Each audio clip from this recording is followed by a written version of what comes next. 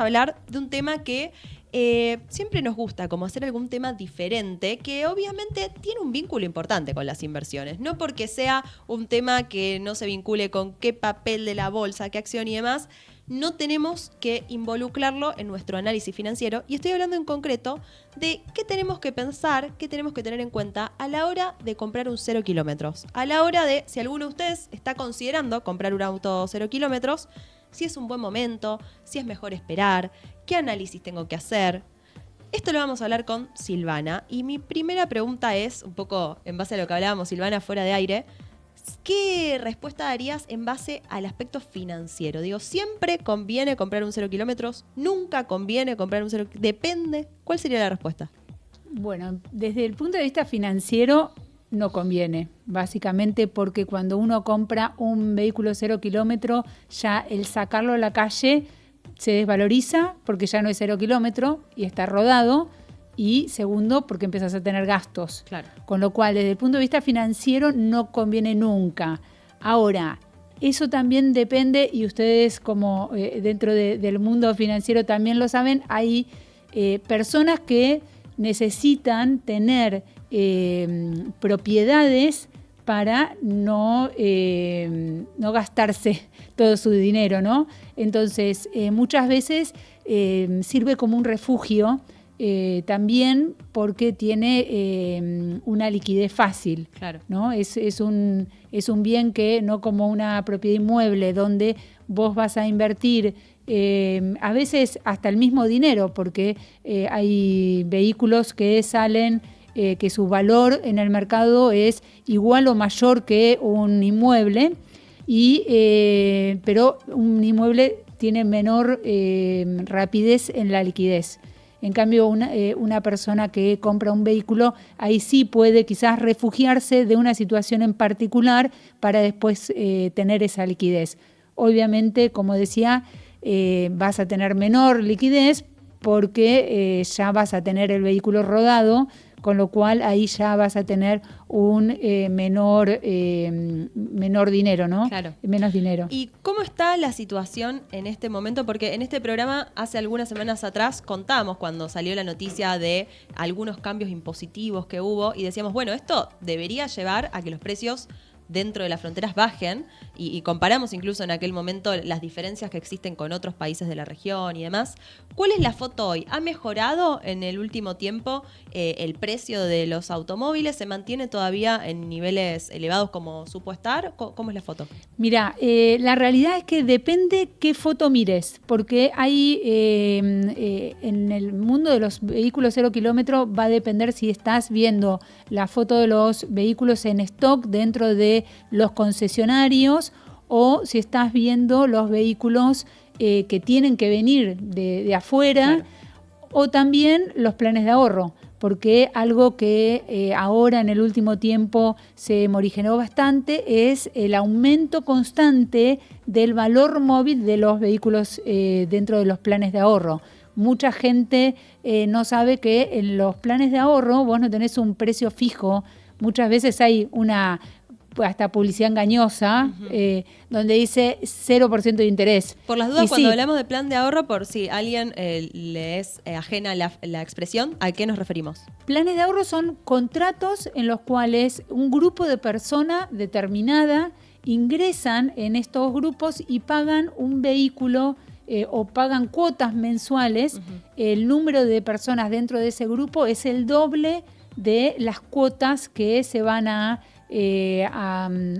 pagar. Por ejemplo, el tradicional es el de 84 cuotas y entonces vas a tener que multiplicar por 2 la cantidad de personas que van a ingresar en ese grupo. ¿Por qué se hace esto? Porque todos los meses se van a ir entregando o se van a ir adjudicando, más que entregando, adjudicando 2 vehículos, uno por sorteo y uno por licitación. Okay. Entonces, por eso es que necesitas que dentro de ese grupo cerrado haya el doble de personas que de cuotas a pagar para que se puedan ir adjudicando 2 vehículos mensuales. Bien. Entonces, ahí el valor que uno va pagando no es un precio final. cuando uno ingresa en ese plan de ahorro, no te podrían decir nunca, y por eso es que es confuso cuando dicen 0% de interés. Claro. Y sí, nunca vas a pagar un interés, salvo que estés con un atraso en las cuotas y tengan que hacer una liquidación, que eso es otra situación. Pero si vos estás en una situación normal donde vas pagando mes a mes, nunca vas a tener un interés porque el valor es móvil. Bien. ¿Qué significa esto? Que podría ir cambiando todos los meses y tu cuota es una alícuota que toma como referencia ese valor móvil. Bien, con lo cual, espectacular ahí la aclaración. Ahí se va modificando. Entonces, hubo una suba muy importante, y respondiendo a lo que me preguntabas de si fue cambiando, hubo una suba muy importante a partir de 2018 que fue constante y cada vez más agresiva, Claro. Que ahora en este último tiempo se frenó y ese valor móvil no se modificó tanto, pero la verdad es que hubo mucha gente complicada por esta modificación. Y si ahora hay alguien del otro lado que está pensando en cambiar el auto, en comprarse un 0 kilómetros, ¿cuáles son las claves a la hora de comprar? ¿Cuáles dirías tips para quien está pensando en cambiar el auto ahora, más allá del análisis financiero, ¿no? Pero digo, ¿qué claves hay? Bueno, ahí atándolo con esto de que estamos hablando del análisis financiero, creo que lo primero y la primer clave es pensar previamente qué tipo de contrato vas a querer. Si vas a utilizar fondos propios y vas a querer una contratación que se llama directa o contratación convencional, donde uno va y paga el precio final y se hace del vehículo o no, o me tiene que llamar, pero en principio la compra directa es cuando vas y pagás todo el vehículo. O podrías pensar en buscar un financiamiento que podría ser entrar en estos grupos de planes de ahorro o ir a un crédito prendario o un préstamo personal bancario.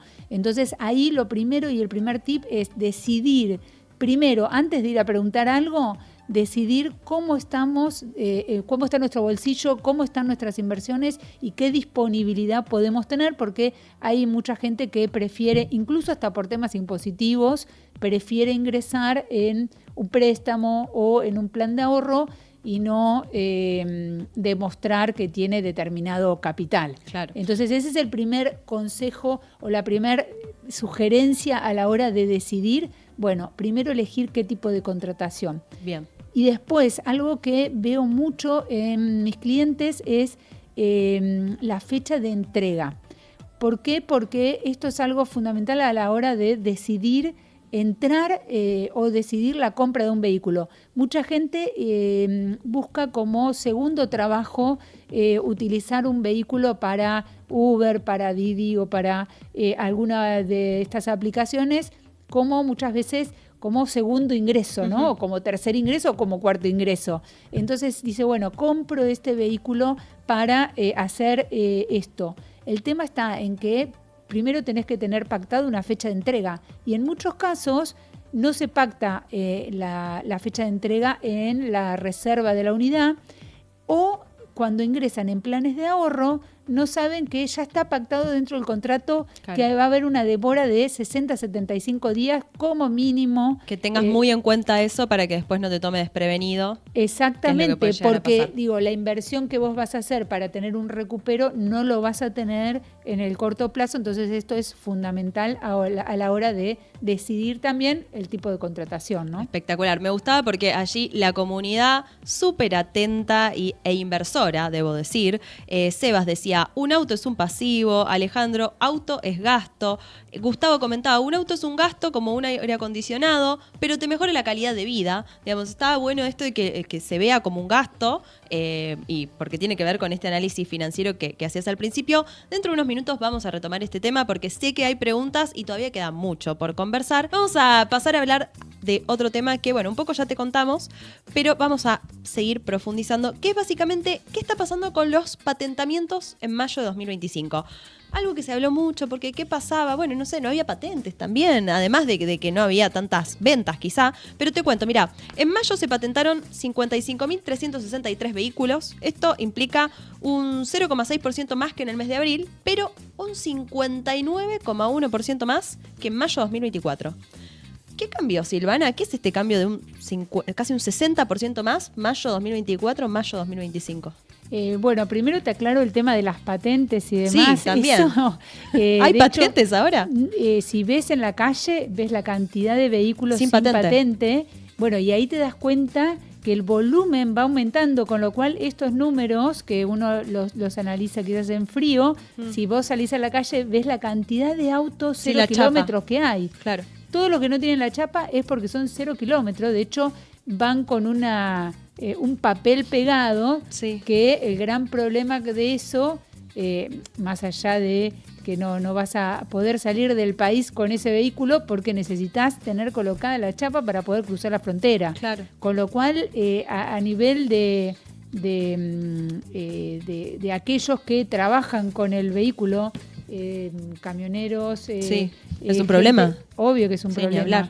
Y sobre todo todas las ciudades que están en países con países limítrofes. Es un gran problema, incluso, no sé si eso, yo no manejo, así que puedo pecar de decir cualquier barbaridad, pero digo, no es hasta, te dan medio una sensación de inseguridad el hecho de que, no sé, pasa algo, tenés que tomarle la patente a alguien desde la parte trasera del auto si es que no se va o lo que sea, y no la tiene, y bueno, no es su culpa, digamos, no, tiene quizá adelante, pero es que eso no correspondería que se vaya igualmente, obvio, ¿no? Pero digo, por las es dudas. obligatorio en realidad. Claro. Pero bueno, desde los registros, incluso hoy estaba viendo con un cliente que estábamos analizando una documentación y el mismo registro te da un papel donde dice que no te dan la patente y que podés circular con esto. Una cosa que eso sí que nunca se vio.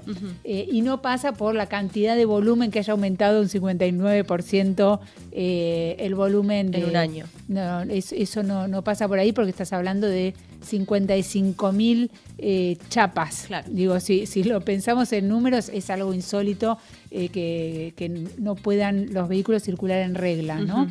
Con todas las consecuencias negativas que tiene eso. ¿Y qué Otros pasó? están contentos porque después las multas no les llegarán. Claro, ¿no? claro, sí, por También eso hay de todo. Está al lado B de todo. ¿Qué pasó que aumentó tanto esto en un año, no? Estaba muy deprimido hace un año atrás, ahora hay un boom del consumo. Y los precios un poco también, de las dos? yo creo que tiene un poco de que ver con todo, que los precios también se fueron como... aflojando, por decirlo de alguna manera. No soy técnica en economía, con lo cual no puedo usar los términos que podrían usar ustedes, pero se fueron como desinflando esos números. Mucha gente que quizás no tenía dónde invertir o no llega a invertir en algo mayor, entonces trata de acoplarse y subirse a las bonificaciones que hay, a todos estos planes de marketing también para que las personas se refugien de alguna manera en la compra de un vehículo, si se pueden refugiar, ¿no? Está bueno eso que decís. Se me ocurre, ¿qué errores comete la gente cuando va a pensar en comprar un vehículo, ya sea en el proceso de patentamiento o a la hora de la compra del vehículo en sí? ¿Cuáles son los errores más comunes que te encontrás de manera reiteradada, que decís, ay, no puede Mira, ser? uno de los mayores problemas que tiene la gente cuando decide comprar es ir sin información. Entonces, no toman el cuidado previo de decidir, bueno, tengo esta cantidad de dinero o quiero invertirlo o quiero comprar o quiero sacar un crédito, que mucha gente comete el grave error de entrar en este tipo de compras y dice, bueno, entro en un plan de ahorro o entro con un crédito prendario y saco el 0 kilómetro. Ahora, uno tiene que tener siempre un respaldo o algún tipo de respaldo a la hora de ingresar en ese tipo de financiaciones. Claro. ¿Por qué? Porque muchas veces me encuentro con gente que no pudo después afrontar la cuota, quizás en el corto plazo de 6 meses, 8 meses, y no tiene cómo hacer para salir a pedir otro préstamo que los bancos ya no le van a dar, porque tiene un préstamo prendario impago en muchos casos, y en muchos casos llegan hasta tener ejecuciones prendarias judiciales, donde dice, bueno, entonces, ¿qué hago? Le devuelvo el vehículo a la automotriz y que se cobren con eso. En realidad no funciona de esa manera porque el vehículo, como decíamos, tiene un precio mayor. Claro. Entonces, cuando lo van a rematar, obviamente que un vehículo en un remate va a valer muchísimo menos que la deuda que vas a salir a afrontar. Por eso creo que ese es uno de los mayores errores. Otro de los errores también es invertir o pagar una licitación en un plan de ahorro y después cuando ganan esa licitación y después su carpeta crediticia no alcanza para cubrir una deuda que hoy un auto no baja de 25, 30, 40 millones de pesos. Y sobre todo cuando son personas que licitan en los primeros años, tienen que pensar que tienen que afrontar después una deuda de quizás 6 años más. Claro. Entonces, uno tiene que tener la carpeta crediticia para poder afrontar esto o conseguir los garantes que puedan salir a afrontar después un contrato de prendario. Entonces esto es algo que muchas veces no se tiene en cuenta y entonces esa licitación se termina cayendo y hay que salir a hacer el reclamo a la administradora del plan de ahorro para que te reintegren esos fondos. Uh-huh. Esos fondos cuando son reintegrados obviamente que no tienen el mismo poder adquisitivo que cuando hiciste la licitación quizás un mes o 2 o 3 meses antes. Claro. A veces pasa un poco más de tiempo porque la persona hasta que consigue los garantes al final no alcanzan o no se animan a firmar. Todo eso son errores que hacen que uno pierda quizás la posibilidad de haberse comprado otro vehículo o haber hecho alguna otra inversión con ese mismo dinero. Y creo, y déjame aportar un error que también veo súper importante y que va enlazado con algo que hablaban de las emociones.